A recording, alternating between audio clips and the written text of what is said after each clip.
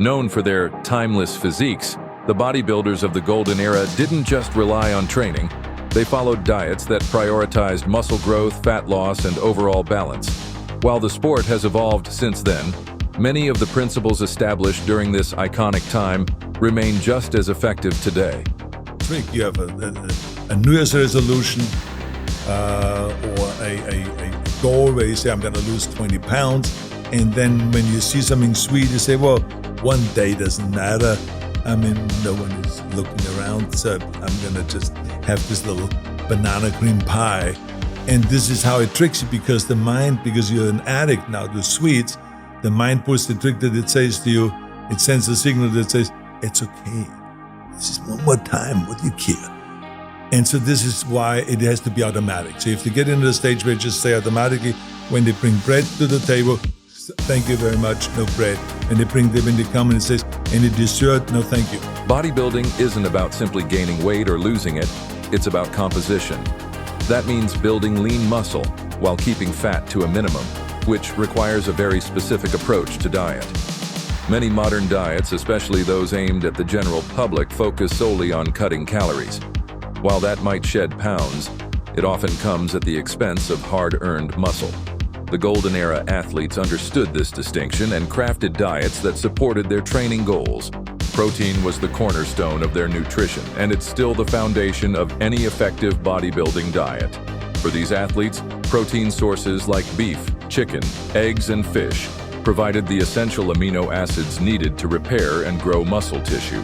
Arnold Schwarzenegger famously relied on steak and beef patties as daily staples, emphasizing the importance of red meat in building strength and size. Eggs were another favorite, often consumed whole rather than just as egg whites, as they provided a complete package of protein, fats, and nutrients.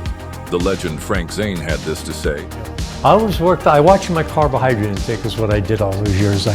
I would basically get 1 gram of protein per pound of body weight, half a gram of carbs. So it'd be like if I weighed 200 grams of protein every day, 100 grams of carbs, enough, mainly before my workout, so I'd have enough energy to get a pump. And then my fat intake was moderately, pretty low.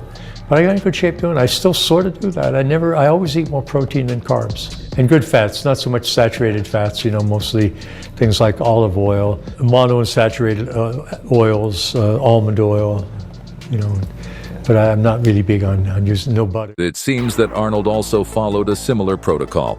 I think the most important thing is that you eat the right way and that you get in the amount of protein that your body needs. And there's always, of course, a debate, how much protein does the body need? I always lived off the formula that for every pound of body weight, I want to get 1 gram of protein. The challenge, of course, is that how you get this 250 grams into the body and have the body take it all in rather than just letting it go through. Unlike today, where protein shakes are a regular part of the bodybuilding diet, golden era bodybuilders relied more on whole foods. Supplements were limited, with basic protein powders or items like brewer's yeast occasionally used to fill gaps. Whey protein existed but was far from the refined, great-tasting options we have today. These bodybuilders didn't depend on powders. They built their physiques on the back of real, nutrient-dense meals. Fats were another essential component of their diets, especially from animal sources like beef and eggs. These provided sustained energy for long, grueling training sessions and supported testosterone production, which is critical for muscle growth. Foods like cheese, particularly cottage cheese, were valued for their slow-digesting protein and fat content, offering steady energy throughout the day. Carbohydrates were treated as a tool rather than the main focus of their diets. While modern bodybuilders often consume high-carb diets to fuel their massive training volumes, the legends of the past maintained more moderate intake. Potatoes, rice, and oatmeal were used sparingly, providing just enough energy for their intense workouts without causing unwanted fat gain. This balance contributed to their lean, aesthetic physiques, a hallmark of the golden era. Arnold believed in a higher meal frequency. I felt like that for me, it worked best when I had 5 meals a day.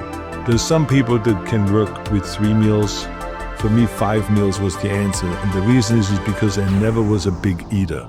I always felt comfortable with a regular sized steak. If you give me a 10-ounce steak, even in my heyday, I was happy. and they have a little bit of vegetables, so to have some sliced tomatoes on it and then some salad or something like that, I'm fine.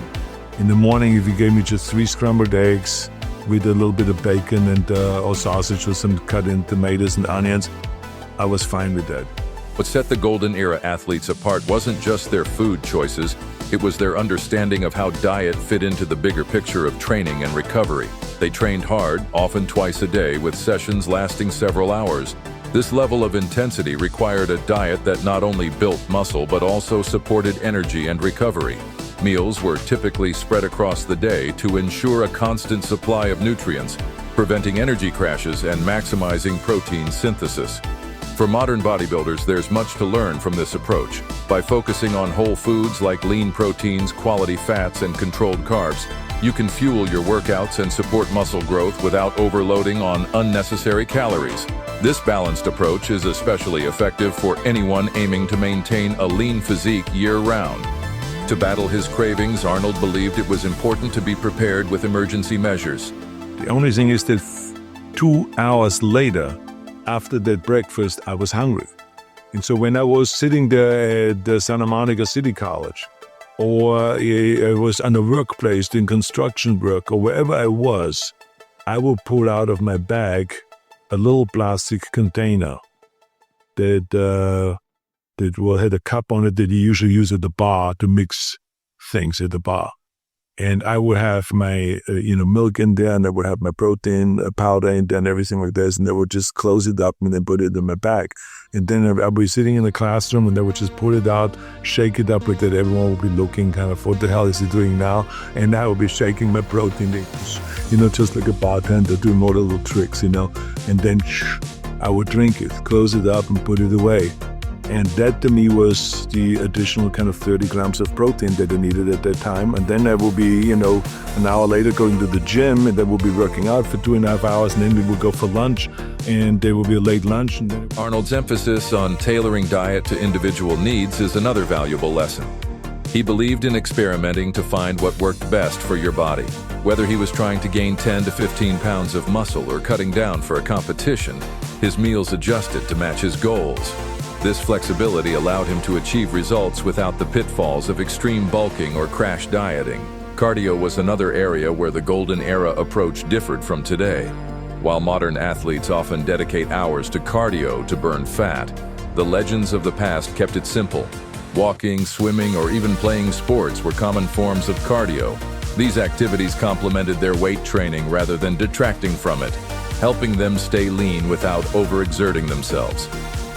Cheat meals were also a key part of their philosophy. Arnold and his peers believed in rewarding themselves after a week of disciplined eating and hard training. This not only satisfied cravings, but also helped them reset mentally, making it easier to stick to their diets long term. Even though bodybuilding has evolved, many of the principles established during the Golden Era remain relevant today. Clean eating, high protein, and balanced training are timeless strategies for building a great physique.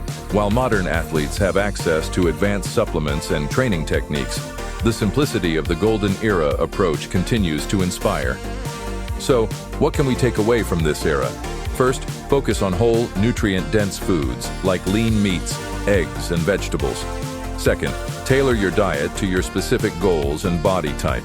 Finally, remember that balance is key, both in your diet and your overall lifestyle. I don't see why. A lot of people think that it has to do with narcissism because you do a lot of your activities in front of a mirror. But the reasons why we do it in front of a mirror is the same reasons why ballet dancers do their activities in front of the mirror. It is to check out your progress, to see if there are certain things that you need in your development, and if you do the exercise correct or not. And it's the only way you can check it is in the mirror.